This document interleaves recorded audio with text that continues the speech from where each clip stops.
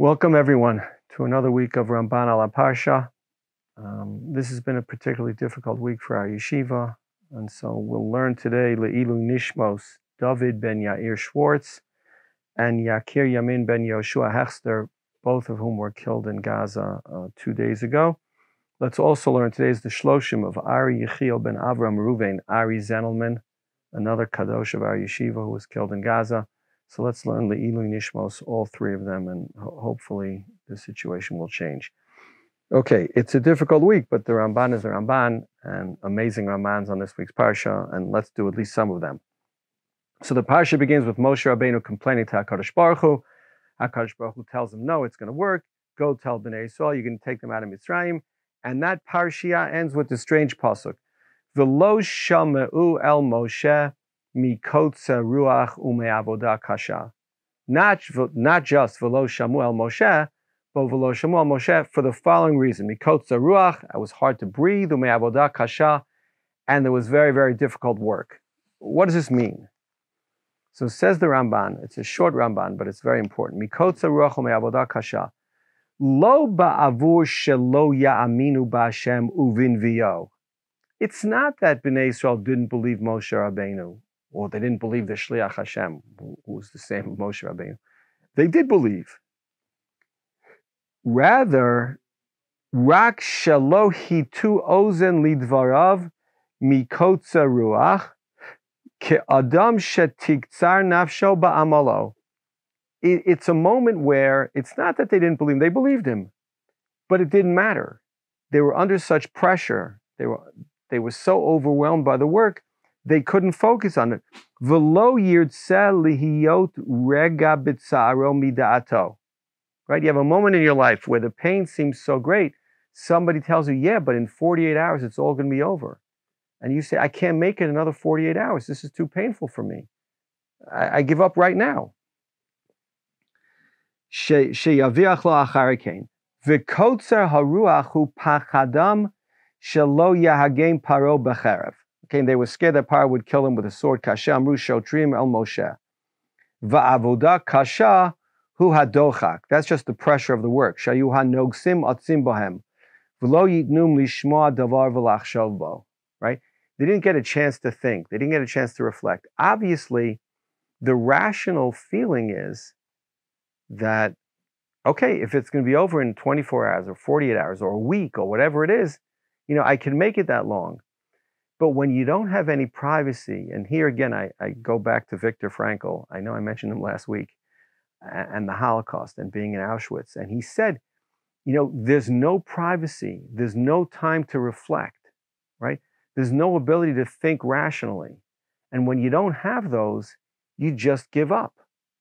Right? He tells a story when he was liberated. The first day he went out into the field and he yelled out the Pasuk min hameitzar karasika anani b'merchavka, because he just spent all this time min hameitzar, surrounded by people literally without any privacy, without any time to reflect. And then he gets out to a field and anani b'merchavka, God is answering him in the expanses of Shamayim.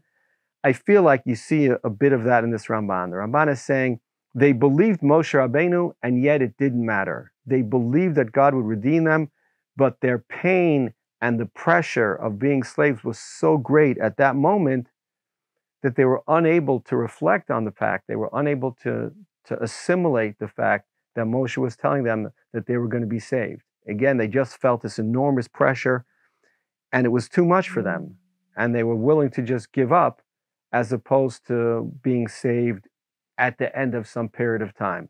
Rationally, made no sense. But emotionally, it makes complete sense. As we all know, sometimes the pressure gets to you and it's simply too much.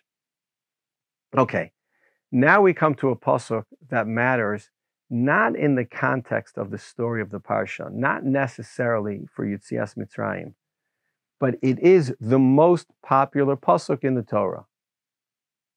It appears more than 70 times. I didn't do a computer search, but it appears many, many times. And that is, of course, the Pasuk of וידבר Hashem el Moshe לאמור.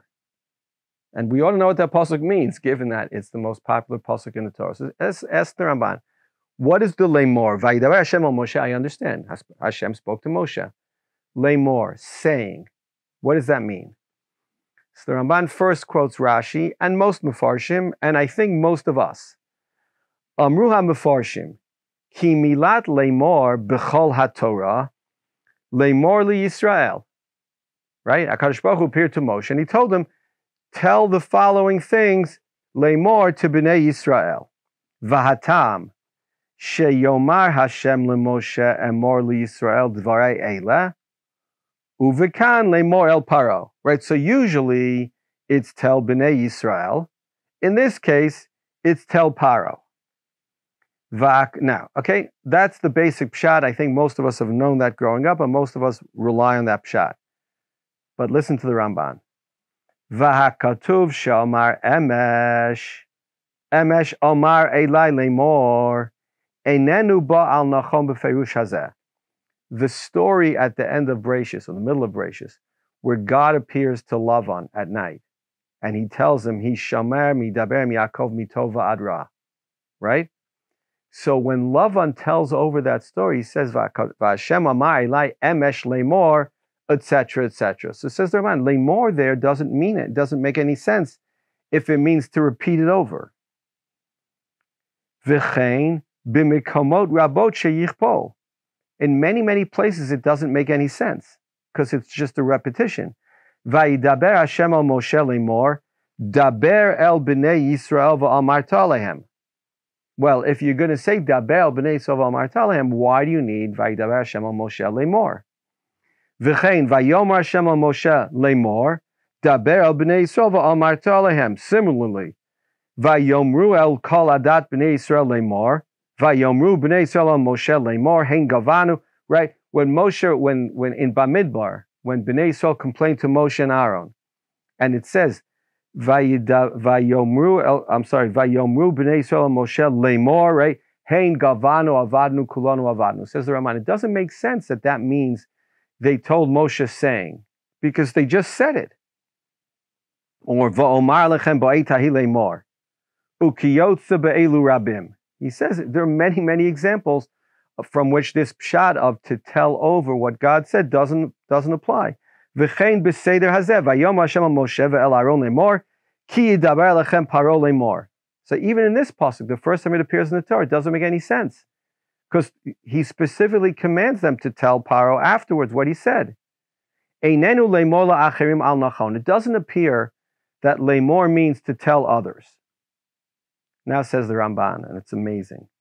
Va'anachon be'enai ki milat lemor lehorot al beirur ha'inyan b'chol makom. The word lemor means that God did not appear to Moshe in a vision. And it wasn't something that Moshe Rabbeinu had to sort out on his own. God appeared to Moshe Lemor, giving him the nevuah specifically, precisely in words. Vayidaber Hashem al Moshe be'amira gimura. Right? Moshe's sense of self, Moshe's sense of prophecy must have grown greatly, since the sneh. It's not a vision. It's to tell Bnei Yisrael precisely what I'm telling you now. Lo amira misupeket v'lo beremez davar. It's not maybe this or likely this or a hint at this, right? It's not the visions that we find all over Tanakh, all over Nach, right? God doesn't appear to Yeshayahu Lemor. He doesn't appear to Yechezkel Lemor. He doesn't appear to Yirmiyahu Lemor. They had visions, and those visions were real, they were authentic, but they had to be interpreted. But Moshe Rabbeinu didn't have to be interpreted. HaKadosh Baruch Hu appeared to him and told him precisely the words that he had to tell others. V'lakach yatmid zeh b'chol Torah. Therefore, this pasuk comes up all the time in the Torah. Ki nevuat Moshe pe el pe yidaber bo b'marev v'lo b'chidot. Right? He tells him, he speaks to him pe el pe, whatever that means for HaKadosh Baruch Hu to do. But the message was absolutely clear. V'lachein, now what's the best proof to this? The best proof to this is the story of Lavan and Yaakov. V'Lavan amar kein li Yaakov. Lavan said this to Yaakov.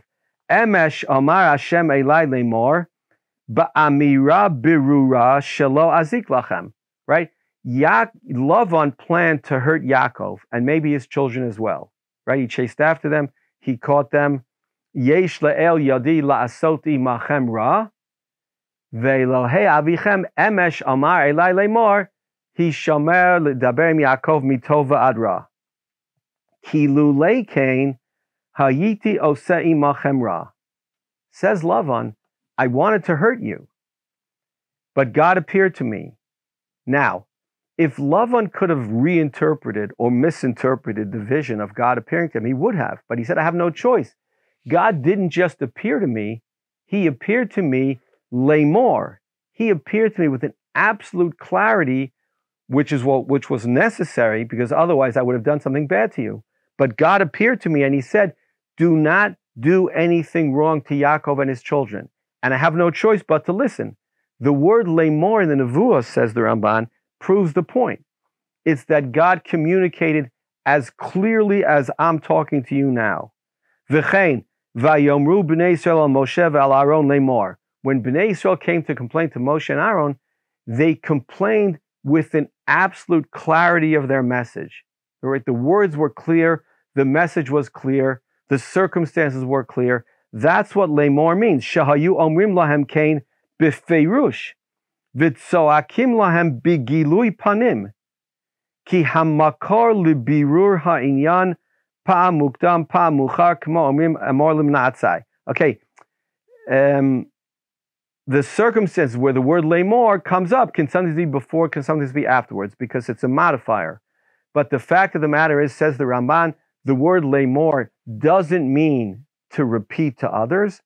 The word lemor means that the vision and the message were absolutely clear. And that's why the Pasuk comes up so often in the Torah. Vaidar Hashem al Moshe lemor doesn't mean to tell other people. Vaidar Hashem al Moshe lemor means Moshe received the vision peh el peh adaber bo b'mareh v'lo b'tmunot. God communicated absolutely clearly to him. And yes, most of those were then communicated on. But that's not what lemor means. Lemor means that the original communication was done absolutely clearly, peh el peh, the way Moshe Rabbeinu got the Nevuah, and not the way anybody else got Nevuos, unless the circumstances required it. Okay, now, let's go to what I think is the most important Ramban on this week's Parsha, because it goes to the Ikrei Amunah, and it goes to something that's fundamental to our relationship with HaKadosh Baruch Hu, and that is Bechira Chavshis. Okay? In Perek Zayin, HaKadosh Baruch Hu says to Moshe Rabbeinu, I'm going to send you to Paroh, you and Aaron, and you're going to do the makos. Va'ani akshe et lev Paroh, I will harden Paroh's heart. V'hir beiti et ototai v'et movtai be'eretz Mitzrayim, and I will therefore be able to do numerous and multiple miracles and signs in Eretz Mitzrayim. Okay, so as he often does, first the Ramban is going to quote a medrash, which sort of supports what he's going to say, but he sort of just puts it out there. Amru b'medrash Rabbah, Gilalo shehu atid lechazek et libo, ba'avur la'asot bo hadin. God told Moshe that he's going to strengthen Paroh's heart in order to punish him.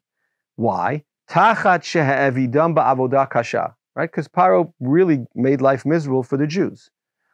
Va'od sham, ki ani hichpadeti at libo, amar Rabbi Yochanan, again in the Medrash, mikan pischon pelaminim. This allows scoffers to ask, lomar, lo haitami menu shiyaset tshuva. Paroh didn't have free will. He couldn't do tshuva. Amar Rabbi Shimon ben Lakish, yisasein pm shalminim, literally they should shut up. Ella imla leitzim hu yalitz. If they want to be scoffers, they want to be silly, they can. But the truth is, masrebo pam rishano shneo shlishit veino chozerbo vu noelbo delet min hatshuva kidei lifra mimenu mashechata. The truth is, he had an opportunity, he didn't take it. Therefore, God closed the doors to tshuva to Paroh. Okay, all this by way of introduction to get to the real point. Oh, sorry, end of the measures. Kach Paroh harasha kevan sheshiger HaKadosh Baruch Hu etzlo chamesh pamim v'lo ishgiach al dvarav. Amar lo HaKadosh Baruch Hu, ata hikshe soet arpecha v'chbartat libcha You yourself strengthened your own heart against me. Hareini mosif l'cha tuma al tumasecha. Now I'm going to take away your free will, and it's going to be worse for you. Okay, what's going on?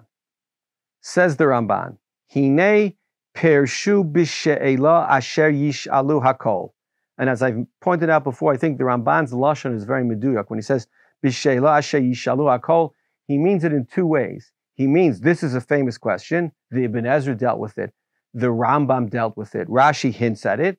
But I think he means asher yish'alu hakol, that we're supposed to ask this question. If we're reading Psukim carefully and we care deeply about our relationship with HaKadosh Baruch Hu, the question should be, Im Hashem hiksha et libo, if God took away his free will, the Ramban understands hiksha et libo, strengthened his heart, means he had no free will, ma pisho, right? That's a fundamental question. The Ramban believes that everything we do in our relationship with HaKadosh Baruch Hu is based on bechira chavshis, right? Schar va'onesh. How could God reward and punish us if we don't have free will? So the Ramban, more than others, is a big believer in free will. Of course we have free will. But the Pasuk seems to imply otherwise. The Pasuk seems to imply that God suspended Paroh's free will. Says the Ramban, V'yesh bo shnei te'amim u'shnehem emet. I have two answers, says the Ramban, and they're both true. Just as an aside, in the Ramban, there are multiple levels of truth. And it's often the case that the Ramban will give us two or three answers without, if you read carefully, sometimes you can guess which is the one he really believes in. But here he says, Ushnehem emet. They're both true. The sense you get is that the Ramban thinks either one, even though they're not 100% consistent, either one might be the answer. Okay, what's the first answer? Ha'echad. Ki Paroh berisho asher asal Yisrael ra'ot gidolot chinam. Paroh was an evil person, and he did really bad things to the Jewish people, and really bad things that he didn't have to do. Nitchayev limnoa mimenu darkei teshuva. The punishment for Paroh's level of evil was the suspension of his free will. Kasher ba'u bezeh psukim rabim b'Torah u'b'Ktuvim u'lefi ma'asav harishonim nidon. The Ramban says there are many examples of this in the Torah, and there really are. V'lo ava melech sichon, right? His free will was suspended. He's just not as big a person in the Torah as Paroh is. The Rambam agrees with this also, and here's how I understand it. The theory would be, there's a level of evil in the world. Right? Let's say evil goes from 0, you're the greatest person ever, to 100, you're Dr. Evil, whatever it is. So says the Ramban, I don't know what the number is. When you get above 90 on the evil scale, your free will is suspended. You can no longer do tshuva. Now, the Ramban points out the obvious. Ulefi ma'asav harishonim nidon. If God suspends your bechira chavshis, he has to suspend schar va'onesh. So if you get your bechira chavshis suspended at 90, God forbid, and let's say because it's suspended, you then go to 100, says the Ramban, you won't be punished for the evil that you went from 90 to 100 because you had no choice. But the evil that got you to 90, that you'll be punished for. Now, I can't see you, but I could feel that a number of you are thinking, that's not fair. Don't we learn that afilu cherav chadam unach al tzavarav shel adam, right, you're about to die. You can always do tshuva. Ad yom moto techak Elohim yashuv miyad tekablo. And these are lovely. And overwhelmingly, these are true. But think about the other side. You get to Olam Haba, and your roommate is Yasser Arafat Yamach Shemo. Turns out, he did tshuva the last day, the last hour of his life, he did tshuva. I don't know how you'd feel. I wouldn't feel that great about it. The Ramban says you don't have to worry about that. Because if a person does evil his whole life, if he's the worst person in the world, part of what God does to him is suspend his ability to do tshuva. Hitler in the bunker with Eva Braun, he can't do tshuva. God won't let him do tshuva. When you're that bad, that's part of the punishment, right? Part of your punishment from HaKadosh Baruch Hu, aside from the terrible punishments you'll get, is that you can't do tshuva. Now, you could argue it's a natural thing, that when you pass 90, it's inconceivable you'll do tshuva because you're such a bad person.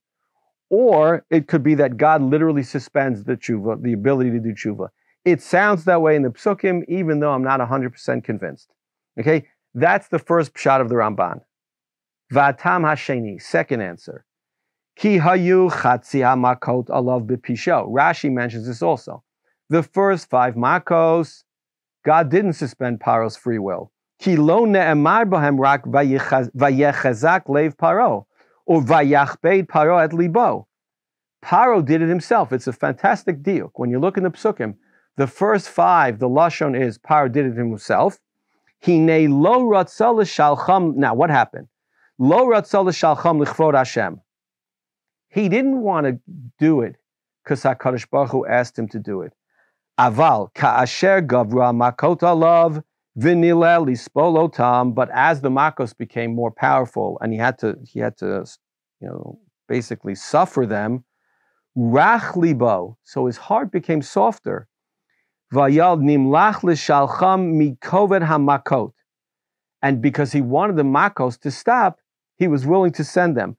But lo la'asot ritzon boro. But HaKadosh Baruch Hu wanted him to acknowledge HaKadosh Baruch Hu and that he was giving in to HaKadosh Baruch Hu. But Paroh wasn't doing that. He just wanted to get rid of the Jews.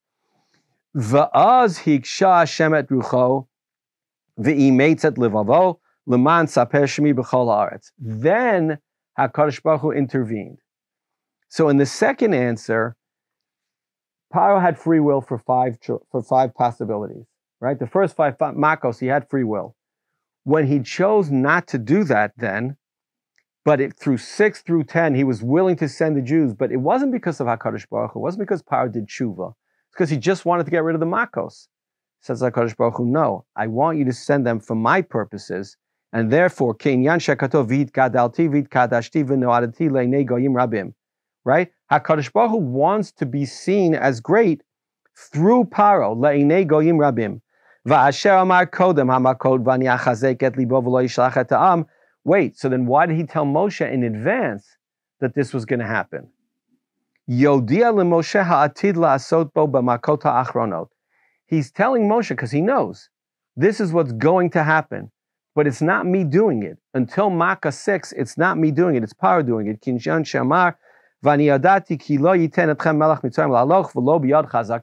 Right? He knew. Okay, so that's the answer. The second answer is that Paroh had free will for the first 5 makos. When he didn't take advantage of them, in fact, God suspended his free will. That's the explanation for I'm going to harden Paroh's heart. Kilomar, she'aksheli bo leman revot movtai be'eretz Yisraim, ki b'chamesh makot ha'achronot, Gam bitfiyat hayam, similarly at Yam Suf, ne'emar vayechazek Hashem, ki leiv melech biyad Hashem al kol asher yachpotz yatena. Because God controls kings and everyone else. Here the Ramban is hinting at something, a really significant point that he'll say more explicitly in Parshas B'Shalach. Right? In Parshas B'Shalach, the Torah tells us that God brought Ruach Kadim Azak Kol Alala Vayasem et Hayam Lacharava. Right? It explains to us how the miracle of Mitzrayim was done. Why would it do that? So the Ramban says, and here you have to rethink the whole thing. It's not that HaKadosh Baruch Hu really suspended Paroh's free will. It's that HaKadosh Baruch Hu gave Paroh super free will. I got this from Rav Meidan in his Sefer, he has his piece about it. Normally, if God brings makos to us, we would recognize that it's God and we would give in. No matter how evil we were, just make it stop. It's irrational to fight it. So what does God do to figure things out for real? God brings makos, but at the same time, God gives you the ability to reject the facts as any rational person would have seen them. All of Mitzrayim is telling Paroh, we've lost. Hinei gavanu, avanu kulanu, avanu, right? We're finished. No. Paroh holds out. It's irrational. It doesn't make any sense. And yet he holds out. Says the Ramban, that's not suspending Paroh's free will. that's giving Paroh super free will. That's giving Paroh the ability to, notwithstanding all the facts, to stand up to HaKadosh Baruch Hu. Okay, so that's a really, really important Ramban. The question being, how could HaKadosh Baruch Hu have suspended Paroh's free will? The answer is being, he didn't really suspend his free will. Well, the first answer being, he did suspend his free will, but that was the punishment for being super evil. The second answer is he didn't really suspend his free will. He gave him free will for 5 makos. The last ones, he gave him super free will. He was machbidet libo, to allow him to act irrationally and to not see that everything that was going on in Mitzrayim was Yad Hashem. Okay, related to this point is the next Ramban. The Torah says that HaKadosh Baruch Hu sends Moshe to the Yaor to meet Paroh for the first Makkah. V'amarto, I love Hashem Elokei Avrim Shlachani Elecha Lemor Shalach et Ami v'Yavduni B'Amidbar v'Hinei Lo Shamata Ad Ko. V'Hinei Lo Shamata Ad Ko. What does that mean? So first the Ramban says, Ba'avur Shezot Makkah. This is the beginning of the real Makos. They're not signs, they're Makos.